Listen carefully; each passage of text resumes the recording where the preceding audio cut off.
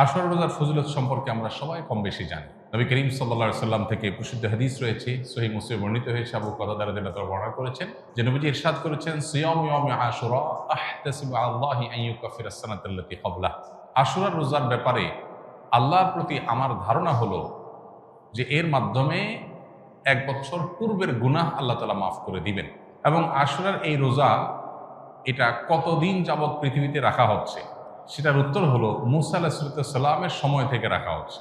তার মানে কয়েক হাজার বছর ধরে এই আশুরার রোজা পৃথিবীতে রাখা হয়। এমন একটা ইবাদত যেটার ধারাবাহিকতা হাজার হাজার বছর।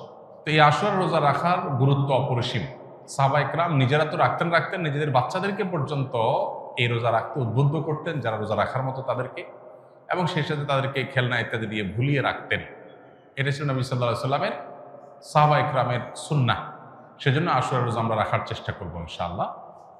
এই বছর আশুরা রোজা আমরা কখন রাখবো সেটার উত্তর হলো, আজ বাংলাদেশে এবং এ অঞ্চলে যেহেতু একদিন পরে চাঁদ দেখা যায় মিডল ইস্টের তুলনায়, সো আমাদের এখানে আজ 8ই মুহররম।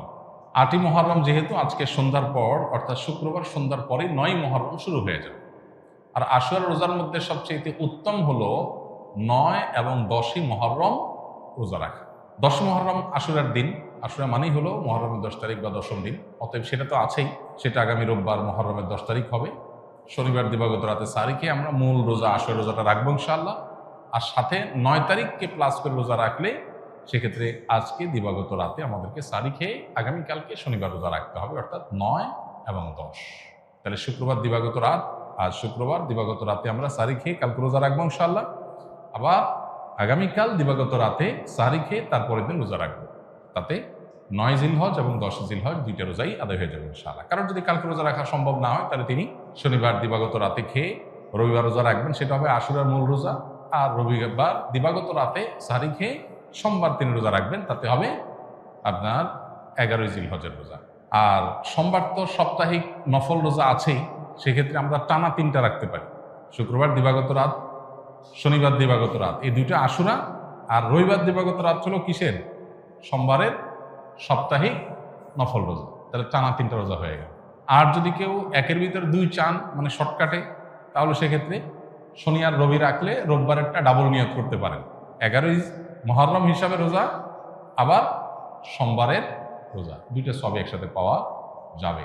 আর যদি কেউ 3টা রাখেন তাহলে তার সব বেশি, এটা বলার অপেক্ষা রাখে না। অতএব আশুরা রোজাগুলো আমরা রাখার চেষ্টা করবো ইনশাআল্লাহ। এদিন আল্লাহ রাব্বুল আলামিন মুসা আলাইহিস সালামকে বিজয় দিয়েছেন, সত্যের বিজয় দিয়েছেন। আর অসত্য বা ফেরাউন বাহ্যিকভাবে শক্তিশালী মনে হলেও দীর্ঘদিন অহমিকার সুযোগ আল্লাহ তাআলা ছাড় দিয়ে একটা পর্যায়ে তাকে চরম পরিণতি বরণ করতে বাধ্য করেছে।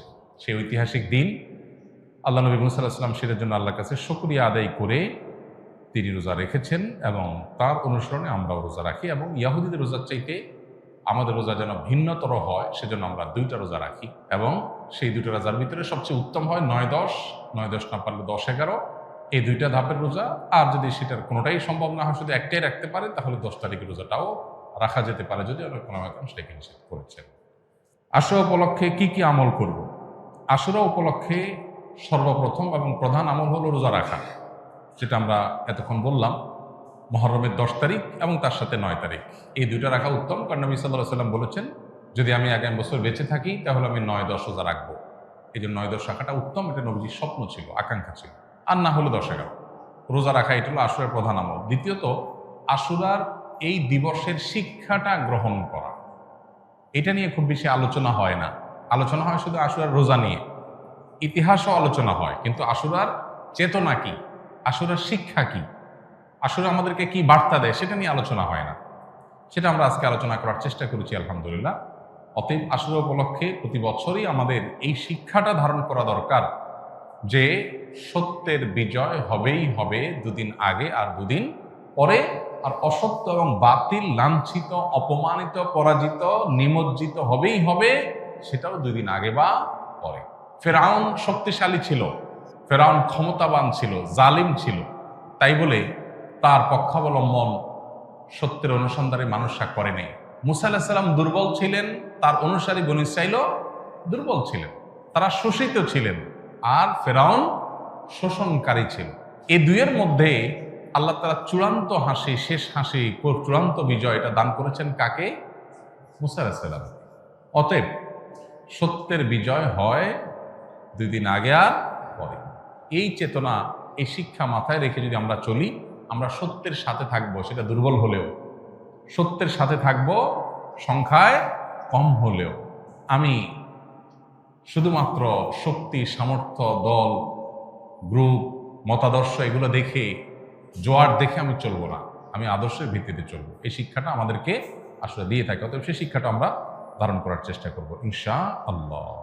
আশুরা উপলক্ষে একটা হাদিস, যে হাদিসকে ইমাম তিরমিজি রাহিমাহুল্লাহ বিশুদ্ধ বললেও, হাসান বললেও, অন্য ইমামরা অনেকে জয়ীফ বলেছেন, সেটা হলো এই দিনে আল্লাহ তাআলা আল্লাহর বান্দাদেরকে মাফ করার ইতিহাস আছে। অতএব পরবর্তী জাতিরাও আল্লাহর কাছে তওবা করলে এই দিনে তওবা কবুল হবে, আল্লাহ তওবা করবেন, কবুল করবেন। তো সেই হাদিসের উপর ভিত্তি করে কেউ আল্লাহর কাছে এই দিন ইস্তেগফার এবং তওবাও করতে পারে, যেহেতু নফল আমল, এটা চাইলে কেউ করতে পারেন। মুহররম আসলেই মুআবিয়া রাদিয়াল্লাহু তাআলা আনহুকে নিয়ে বিভিন্ন আলোচনার জন্ম নেওয়া হয়। হযরত মুআবিয়া রাদিয়াল্লাহু তাআলা কি সাহাবী ছিলেন? মুআবিয়া রাদিয়াল্লাহু তাআলা সাহাবী ছিলেন, এটা নিয়ে তো কোনো প্রশ্ন থাকার সুযোগই নেই। আমরা সবাই জানি তিনি সাহাবী ছিলেন, এবং মুআবিয়া রাদিয়াল্লাহু তাআলা আনহু আমাদের সমস্ত মুসলমানদের কাছে শ্রদ্ধার পাত্র। সাহাবীদের সমালোচনা করতে নবী সাল্লাল্লাহু আলাইহি ওয়াসাল্লাম পরিষ্কারভাবে নিষেধ করেছেন। সাহাবীদের সমালোচনা করা, তাদেরকে গালমন্দ করা, এই গালমন্দ করতে নবী সাল্লাল্লাহু আলাইহি ওয়াসাল্লাম নিষেধ করেছেন। মুআবিয়া রাদিয়াল্লাহু তাআলা আনহু সহ সাহাবা ইকরাম সম্পর্কে আমাদের ধারণা হলো, মানুষ হিসাবে তারা কেউ ভুলের ঊর্ধ্বে নন, তাদের কোনো ব্যক্তিগত ভুল থাকতে পারে। কিন্তু প্রথম কথা হলো, সাহাবীদের ব্যাপারে কোরআন ও সুন্নাহ যে সমস্ত মর্যাদার কথা বলেছে, সেই সমস্ত মর্যাদাগুলোর কারণে তাদেরকে আল্লাহ যদি মাফ করে দেন, আপনি আমি সমালোচনা করার কে? বদর যুদ্ধে অংশগ্রহণকারী সাহাবীদের সম্পর্কে নবী সাল্লাল্লাহু আলাইহি ওয়াসাল্লাম বলেছেন, সহিহ বুখারীতে আসছে, আমালু মা শি'তুম কাদ গাফারাল্লাহু লাকুম, তোমরা যা খুশি করতে পারো, আল্লাহ তোমাদের মাফ করে দিয়েছেন। কত বড় কথা! অতএব সাহাবীদের গালমন্দ করা, নিন্দামন্দ করা জায়েজ নাই। হোসেন রাদিয়াল্লাহু তাআলা আনহুর যে কারবালা ঘটনায় নির্মমভাবে সপরিবারে শাহাদাত বরণ করেছেন, সেটার সাথে মুআবিয়া রাদিয়াল্লাহু তাআলা আনহুর কোনো দায় নেই। অহেতুক অনেকে সেটাকে জড়াবার চেষ্টা করেন। হোসেন রাদিয়াল্লাহু তাআলা আনহুর শাহাদাতের সাথে ইয়াজিদের যে সম্পর্ক, বা ইয়াজিদের বাহিনীর যে সম্পর্ক, সেটাকে মুআবিয়া রাদিয়াল্লাহু তাআলার উপরে দায় চাপানোটা একেবারেই অহেতুক।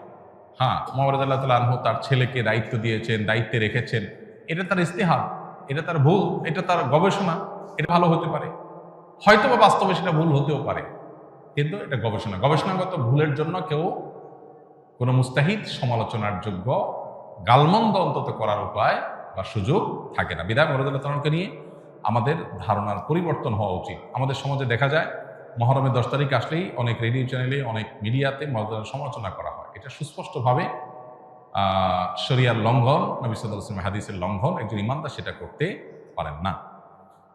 পুত্রের কোনো কর্মকাণ্ডের জন্য গণহারে বাবাকে দায়ী করা, এটা একেবারেই অনুচিত কাজ। আসলে তাজিয়া মিছিলের শরঈ বিধান কি? এদিকে এই দিনে অনেকে খিচুড়ির আয়োজন করে, এটা কি শরীয়ত সম্মত?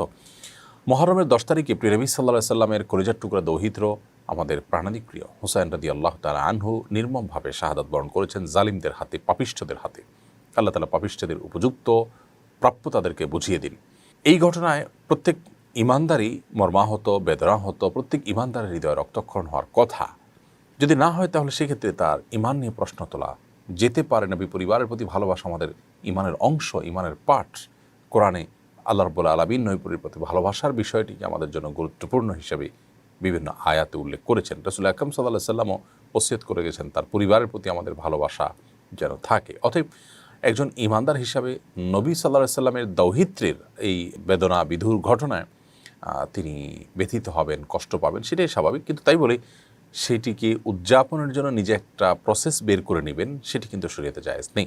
শোক পালনের কথা যদি আপনি বলেন, নবী আলাইহিস সালাম বলেছেন যে 3 দিনের বেশি শোক পালন করা জায়েজ নয়। অতএব শোক পালন বলতে যা বোঝায় সেটা 3 দিন সর্বোচ্চ করা যেতে পারে, এরপরে শোক পালন করাই জায়েজ নয়, নবী আলাইহিস সালাম পরিষ্কারভাবে জানিয়েছেন। দ্বিতীয় কথা হলো যে শোক পালনের যে প্রক্রিয়া আমরা বানিয়ে নিয়েছি, সেটি শরীয়ত আমাদেরকে আদৌ নির্দেশ দিয়েছে কিনা। যদি না দিয়ে থাকে, তাহলে নবী পরিবারের প্রতি ভালোবাসা এটি ইবাদত, নেকামল। সে নেকামলটা নিজের মন গড়া পদ্ধতিতে করার নামই হলো বিদআত এবং কুসংস্কার। বিধায় আশুরার দিনে তাজিয়া মিছিল এটি বিদআত। আশুরার যে দিন, এ দিনটি নবী করিম সাল্লাল্লাহু আলাইহি ওয়াসাল্লাম সিয়াম পালনের মাধ্যমে আমাদেরকে উদযাপন করতে বলেছেন, পালন করতে বলেছেন। বিধায় এর বাইরে নিজেরা নতুন কোনো কিছু যদি আমরা সেখানে সংযুক্ত করি, যা করতে কোরআন অথবা হাদিস আমাদেরকে নির্দেশ করেনি, এবং ইসলামের নাম দিয়ে ইসলামের ইবাদত মনে করে, ইসলামের কাজ মনে করে সেটাকে আমরা যদি করি, তাহলে সেক্ষেত্রে সেটি বিদআতে পরিগণিত হবে। এখান থেকে আমাদেরকে বেঁচে থাকতে হবে। এদিনে যারা খিচুড়ির আয়োজন করে থাকেন তাদেরকে আমরা বলতে চাই যে এই দিনটিতে নবী আলাইহিস সালাম তো আসলে সিয়াম পালন করেছেন। যেদিন নবী করিম সাল্লাল্লাহু আলাইহি সাল্লাম সিয়াম পালন করেছেন, সেদিন নিজেরা বরং ভুরি ভোজের আয়োজন করা, খিচুড়ির আয়োজন করা, এটি তো নবী আলাইহিস সালামের বিরুদ্ধাচরণ করার নামান্তর। অতএব এগুলোর উপর আমাদেরকে সাবধান থাকতে হবে। আলহামদুলিল্লাহ, বাংলাদেশের লক্ষ লক্ষ মানুষ আশুরার দিনে সিয়াম পালন করে থাকেন, তারা সুন্নাহ আদায় করে থাকেন।